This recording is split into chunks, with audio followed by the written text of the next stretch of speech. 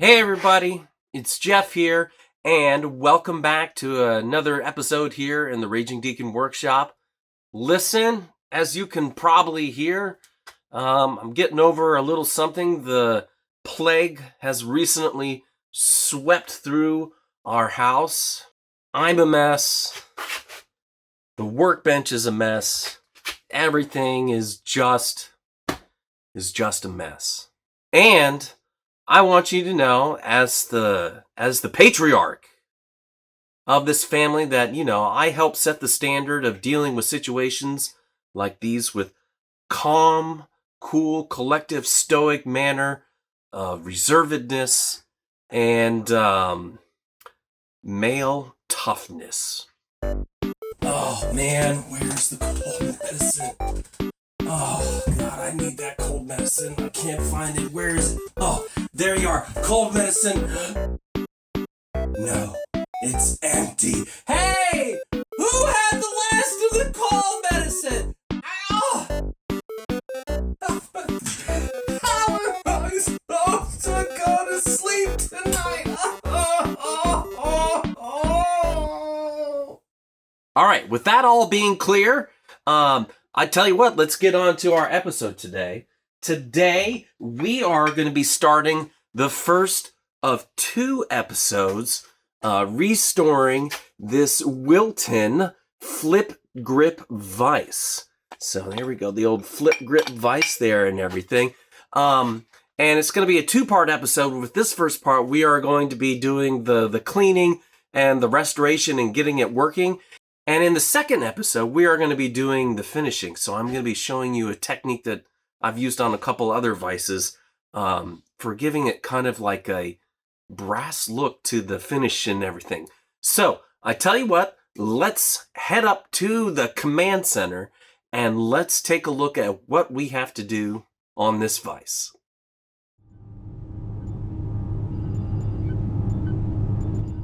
All right. Ladies and gentlemen, welcome back up to the command center. Always good to have you up here. Lord have mercy, we need our tea today in the command center, so let's get a sip of tea here. And let's get ready to go. Let's bring up the computer. Okay, before we get into the video examination of the vise, I just wanted to bring up some picture information. I went and tried to research a little bit about the vise. I wasn't actually, if we bring it up on the screen, I wasn't actually able to find the exact catalog picture of my vise, but here is a version of the Wilton Flip Grip Vise, and so you can see it here, in its regular mode, and then in the little side picture here, you can see it flips to the side, and then you can see that the vise usually comes with 2 types of inserts. It has regular vise jaw inserts that, as you see down in the corner here, they would go up in the top part of the jaw. They also have some pipe jaws that go into it. They go in more towards the center of the vise itself. So that's a quick look at a catalog picture of our Flip Grip Vise. Now let's go over to our video and start taking a look. We got our videos codecs upgraded in the command center, so instead of just seeing some static pictures, we'll have some video of our vise and figure out what we're going to do. So let's go ahead and bring that up. Okay, so let's start with a quick little overview of the vise. You can see it right here on the screen. We're looking at it from the side.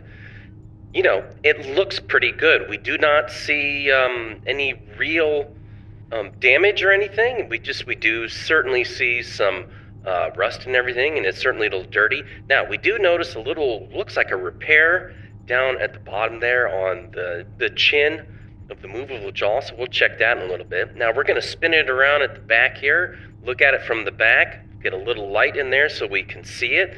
And once again, it's dirty on the inside, we can see that, but nothing is looking horribly bent or anything. If you look at the handle there, handle's nice and straight. I mean, when have you ever seen straight handles on a vise, right? So that looks pretty good. We'll spin it around here again. Once again, this side looking good. I am a little It's interesting that the casting is really rough on the vise. So you'll see a rough casting right there and along the side of the vise. Once again, we do see our repair down on the chin there of our movable jaw. So like I said, we'll take a look at that in a little bit. We're going to spin it back around here. And once again, vise is looking good. Hey, straight handle. When do we ever get straight handles on a vise? So that's always nice. So a nice straight handle on the vise, that's always good. I think we're going to see, oh, yep, so here is the flipping motion of the flip grip vise and everything. So that is a good sign. That's in good shape. We don't have to possibly do any repairs on that. Now here is a little bit more of a look at our, looks like some repair work, like I said, on the movable jaw of the vise. So that looks like some brazing. All right, so we're going to take a little wire brush here, and we're going to clean off some of the dirt and grime and stuff, and see what kind of repair work was actually done here. Oh yeah, that looks like that was brazed. That was brass brazing repair. So, you'd like to see that on an iron repair. Brass brazing is really good, nice strong repair. Also, guys, here's one of the model numbers on the vise, if that's your thing. It looks like 121096.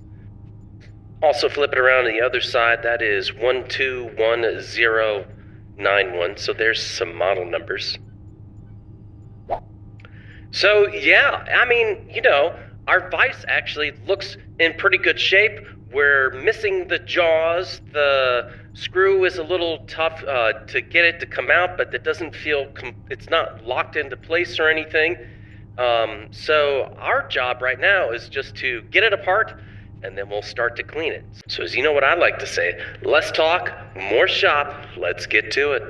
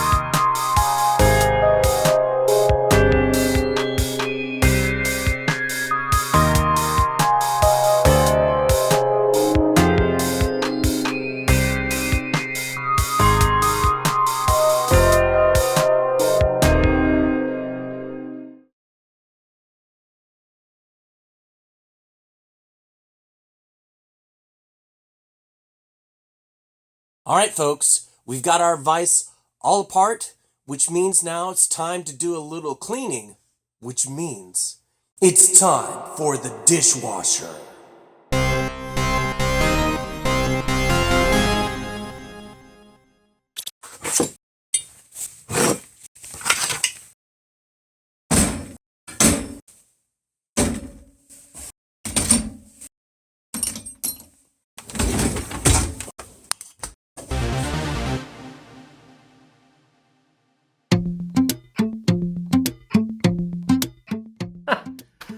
How does one cleanse the soul of a greasy, forgotten vice?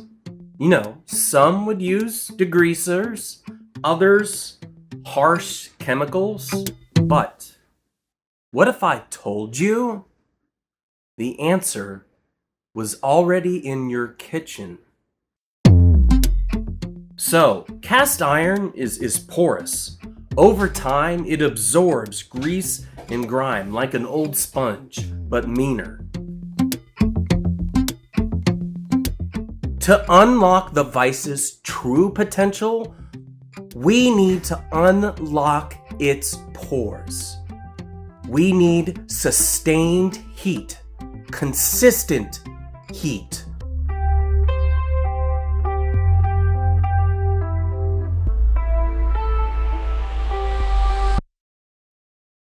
The dishwasher is a modern marvel of technology, combining scalding water, cleansing agents, and that sustained heat. It's like spa day, but for cast iron. Degreasers, they require time and effort and far too many towels. The dishwasher, it perseveres, melting grease from deep within its pores, achieving what no spray bottle ever could. Listen, some might say that this method is unorthodox. Others might say it's genius. Restoration, it's not about shortcuts. It's about using every tool at your disposal, even the unorthodox ones. Just, don't tell your spouse.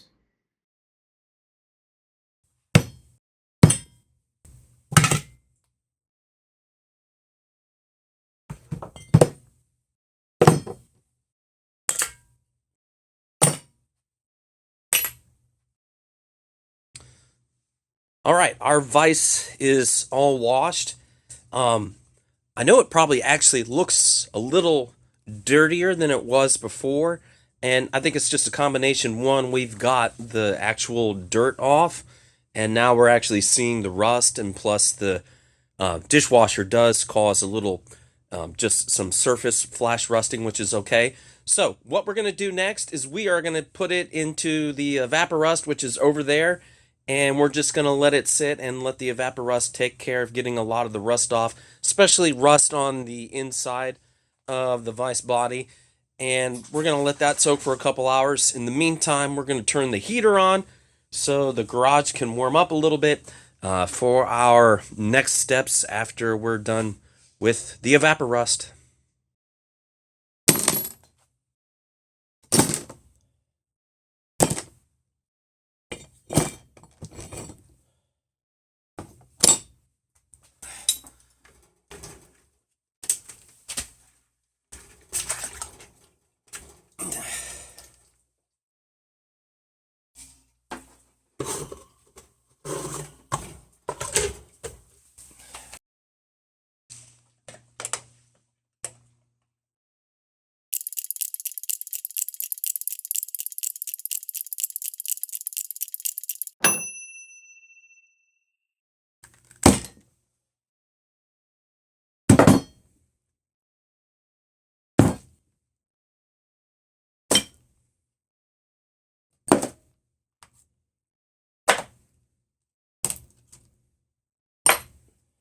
I'm just going to admit it right now. I got impatient, and this probably could have used an hour or two more in the Evaporust, but it got a lot of rust off. So I'm taking this upstairs, and we're just going to give it a quick bath to get off all the residue and everything, and prevent it from doing some flash rusting. And then we are going to move on to the next step of stripping off the old paint, because our finish that we're going to be doing in the next video is not going to be painting. It's going to be a sort of a translucent finish on it. As we said, we're going to try to make it look like brass a little bit. So we got to get the paint off. All right, clean it, and then we'll put on the paint stripper.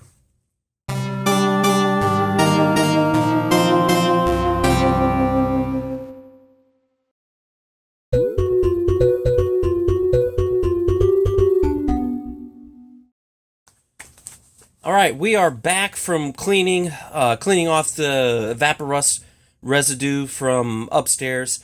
And like I said, I got a little impatient. I've been wanting to work on this today, so it's out of the Evaporust a little early. So you can see still some rust on there. That's not the Evaporust fault. That's my fault. I wanted to take a moment and just look over the vise with you guys again. So I've been calling it a brass brazing, but this is the bronze brazing repair and everything on here. So you can see that this was I think you can see that this color line here, this is where they did some heat treatment to warm the body of the vise up to do the brazing and everything. So when we do our finish, it'll be interesting to see how that affects the finish and everything. We are going to have to do, I don't know. Let me set this down. Let me see if you can see it. The bar, it wiggles. There you go. This might be something that we have to think about how we are going to further repair. Also, I think we can start to get to some other work while we put paint stripper on here and let it strip the paint off of the vise. We can take this to the wire wheel, get that cleaned up. We can take the bolt to the wire wheel, get that cleaned up. We can take that over to the wire wheel as well and get that all cleaned up. And then what I think we can do before we get everything into the paint stripper, I think we can start to take some measurements for our vise jaws. So the top vise jaws, they get inserted into the holes in the front. At least that's what it looks like to me when you look at the catalog, that the jaws don't really screw in or anything. They press in from the front. So I think I'll take a little bit of bar stock and we will cut out some vise jaws out of our bar stock. So that means we've got to get measurements of the jaws and some measurements of the holes. And guys, I'm still debating whether I want to make pipe jaws or not. This may or may not be beyond my skill of metalworking. I don't know. We'll see. So, all right. Measurements, paint stripper, wire wheel work, and start working on some of our vise jaws.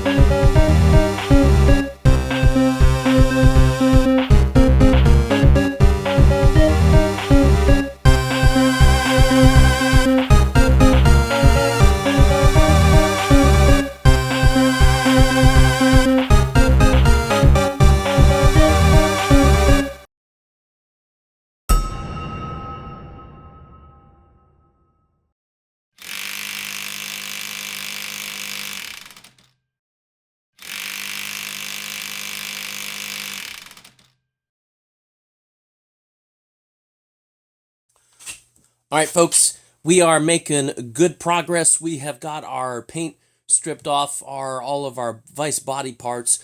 we have our top jaws made and pressed in there with their pins in the back. This is my first time making vise jaws and putting like a little crosshatch pattern on there.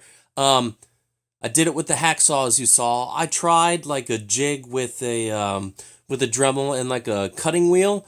Wasn't cutting very fast, and I was just getting impatient. The hacksaw was actually cutting faster, but as you can see from my patterns on there,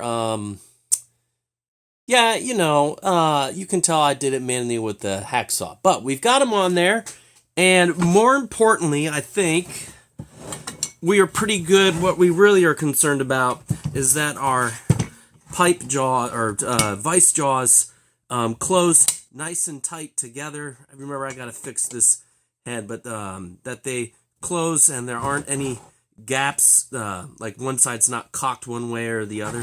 So good vise jaws in there. All right, I do not know. I don't know if I'm gonna make the pipe jaws down here or not. We will see. But next thing we're gonna do is that we'll take all the vise body parts and take them to the wire wheel and just brush them off with the wire wheel, because we still got a little surface rust and stuff, and plus on the bar here. And we'll fix our loose movable jaw here. I think I'm just gonna pin through it, either brass or steel, I don't know. So yeah, let's do that. Let's move on.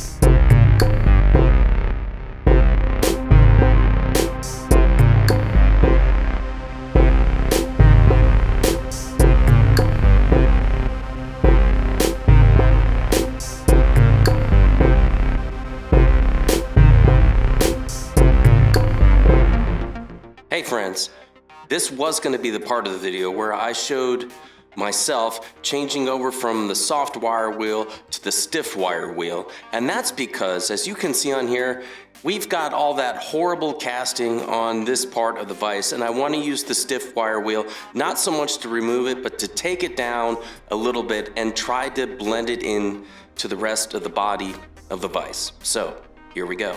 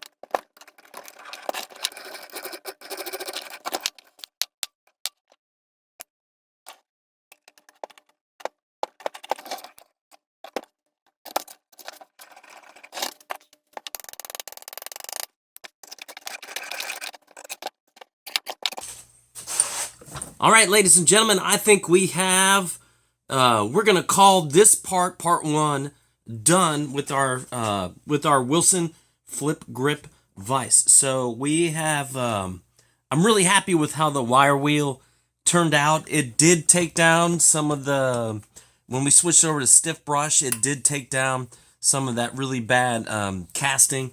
I'm just not going to take it to the belt sander because once you do one part of the vise, you have to belt sand everything. So we're going to leave it like it is. I do love also in general how the wire wheel has brushed and blended and brought a little bit of a polish to the cast iron. I was a little worried about that. It was looking pretty dull when we got it, but it looks good, which means I am very hopeful for how things will turn out in part 2. So in part 2, we will be doing a finish on the vise, and we will be doing a finish with boiled linseed oil and paste wax, and I will be showing you how to do that, or my process for doing that. Okay, Wilson Flip Grip Vise. All right, ladies and gentlemen, I just want to say thank you for joining me once again right here in the Raging Deacon Workshops. Always good to have you. And I just want to take this moment to once again remind you, listen, if you've got any unused or duplicate tools that are just hanging out in your shop somewhere, I want you to please consider donating those to a charity of your choosing, because a good tool is more than just a tool. A good tool is an opportunity, and everyone deserves a good tool. Thanks for watching. We'll see you on the next one.